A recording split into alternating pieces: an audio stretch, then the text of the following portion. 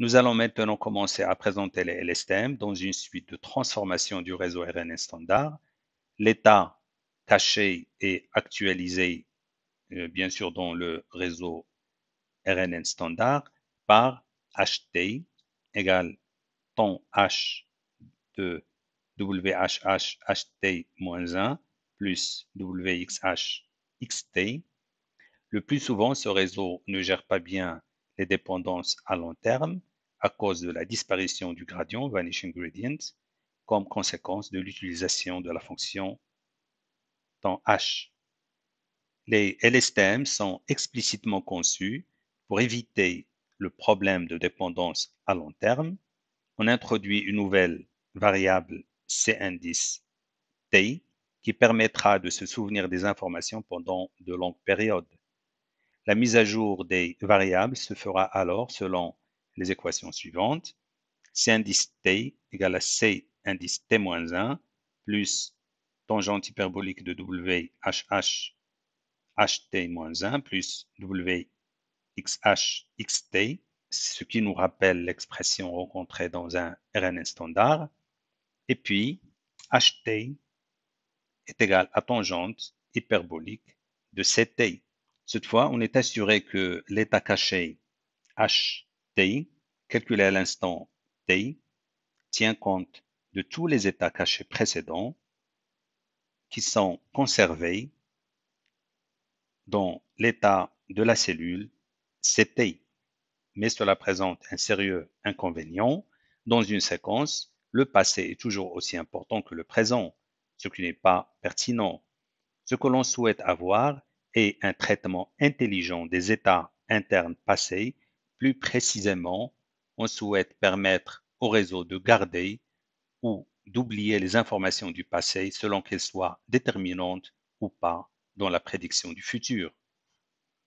La solution adoptée est de pondérer la mémoire du passé, représentée par C indice T-1, donc de pondérer cette mémoire du passé par un réseau de neurones avec une seule couche sigmoïde.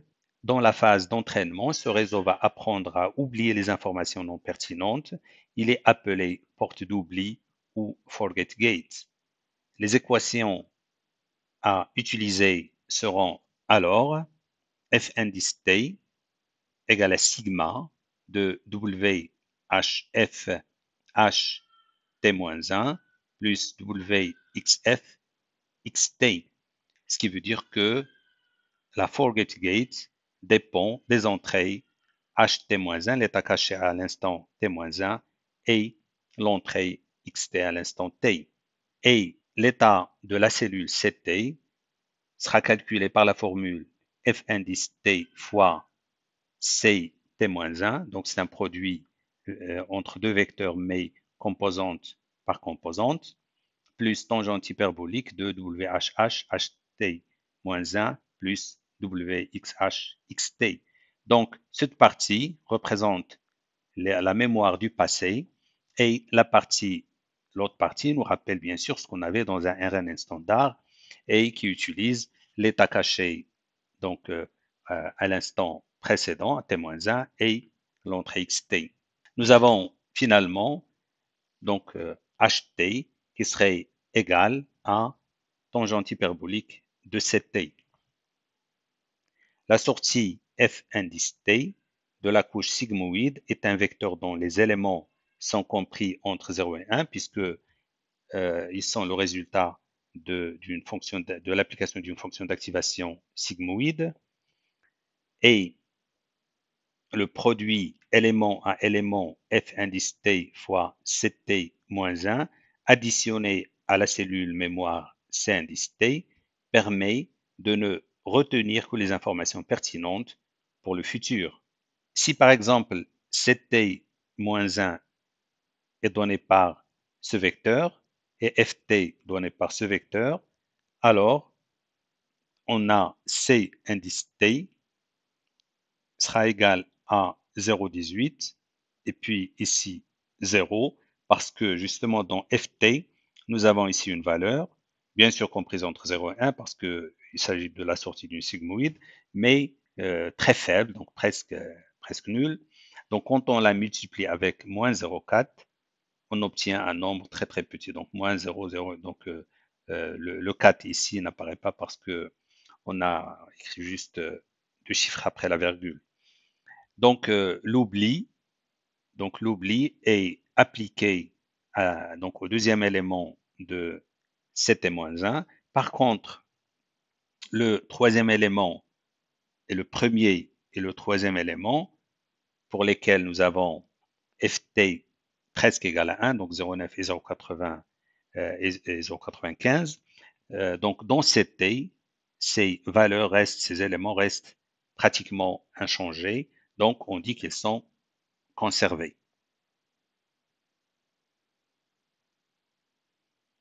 Donc conservé et ça aussi conservé.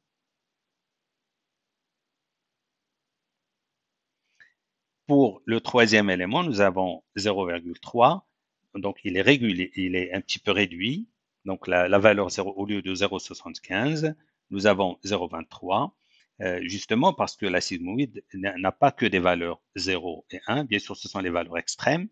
Mais entre 0 et 1, il peut prendre toutes les valeurs, en particulier pour le troisième élément de la forget gate, ou bien la porte d'oubli, nous avons 0,3, ce qui réduit, donc ce qui fait passer un peu la mémoire contenue dans le troisième élément de CT, mais donc de CT-1 dans CT, mais donc en le réduisant. Et bien sûr, on voit bien que FT dépend, comme cela a déjà été dit, de l'état caché à l'instant t-1 et de l'entrée xt à l'instant t. Donc, on voit ici dans le réseau à droite, on voit un peu les entrées qu'on peut d'ailleurs concaténer, les poids spécifiques à la forget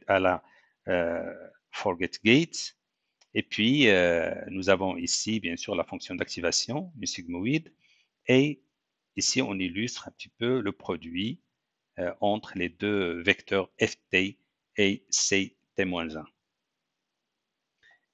Une autre porte est ajoutée pour pondérer la mise à jour additive de l'état de la cellule C-indice T par la sortie du réseau tangente hyperbolique.